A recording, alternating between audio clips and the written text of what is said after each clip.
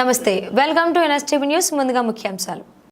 నిర్మల్ జిల్లా బైన్సా పట్టణంలో ఈరోజు ప్రభుత్వ ఆసుపత్రి అంబేద్కర్ విగ్రహం ముందర మన భారత ప్రధాని నరేంద్ర మోదీ గారి చిత్రపటానికి పాలాభిషేకం చేయడం జరిగింది.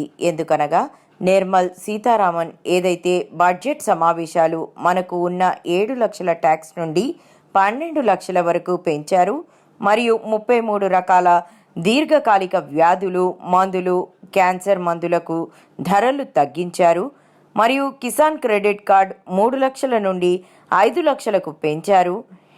మేడ్ ఇన్ ఇండియాలో భాగంగా భారతదేశంలో ఉత్పత్తి అయ్యే వస్తువులకు రేట్లు తగ్గించారు. మనం చూస్తూ ఉంటే పార్లమెంట్లో మన ఆర్థిక శాఖ మంత్రి నిర్మలా సీతారామన్ గారు వరుసగా 8వసారి బడ్జెట్ ప్రవేశపెట్టింది. ఈ యొక్క బడ్జెట్ బడుగు బలహీన వర్గాలని అందరినీ దృష్టిలో పెట్టుకొని పెట్టడం జరిగింది.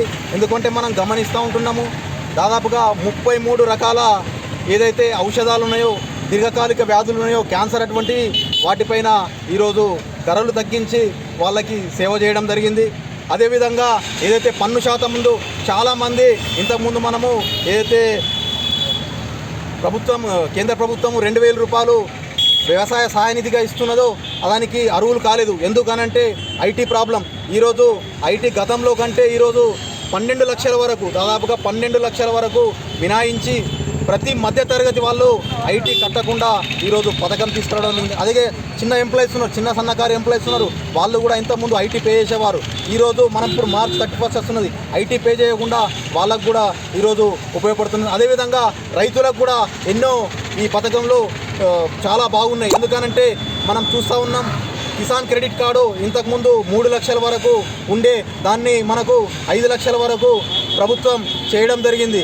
అదేవిధంగా ఇవే కాకుండా కొన్ని ఎలక్ట్రికల్ వస్తువులు కానీ ఎలక్ట్రానిక్ వస్తువులు కానీ వీటిపై కూడా ధర తగ్గించి ప్రతి ఒక్కరూ భారతదేశంలో ఉన్న వస్తువును యూజ్ చేసుకోవాలని కేంద్ర ప్రభుత్వం మనకు ఈరోజు ఈ పథకాలు తీసుకురావడం జరిగింది. అదేవిధంగా మేడ్ ఇన్ ఇండియా అనే ప్రోగ్రామ్ని, అంటే భారతదేశంలో తయారు చేసే వస్తువులపైన రేటు తగ్గించి ఈరోజు మనం ఉత్పత్తి చేసే వస్తువులను ప్రోత్సహిస్తూ మేడ్ ఇన్ ఇండియా పథకాన్ని కూడా ధరలు తగ్గించి కేంద్ర ప్రభుత్వం ఈ బడ్జెట్ ప్రవేశం పెట్టడం జరిగింది.